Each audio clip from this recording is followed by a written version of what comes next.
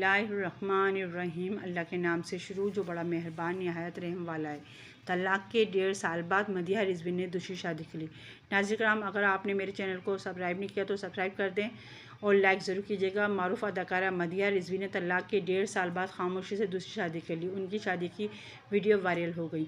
अदाकारा की बेटी शादी नवंबर 2022 में तलाक़ पर ख़त्म हुई थी और उन्होंने खुद शादी ख़त्म होने की तस्दीक की थी। अदाकारा मदीहा रिज़वी ने शादी की वीडियोज़ और तस्वीर वायरल होने के बाद उन्हें इंस्टाग्राम में शेयर किया और मुबारकबाद देने वाले अफराद का शुक्रिया अदा किया। मदीहा रिज़वी की शादी की वीडियो इनके शौहर ने अपने इंस्टाग्राम पर शेयर की, जिसके बाद दूसरे शोबिज़ सोशल मीडिया के मुताबिक मदीहा रिज़वी ने दूसरी शादी दरीना दोस्त कहरी जुनैद अली परवेज़ से की, जिसका ताल्लुक 10वीं से इनके दारकूमत कराची से है। जुनैद अली परवेज़ को शौहर शख्सियत जानते हैं, जबकि ज़राए के मुताबिक अदाकारा के भी उनसे काफ़ी अरसे से राब्ता थे।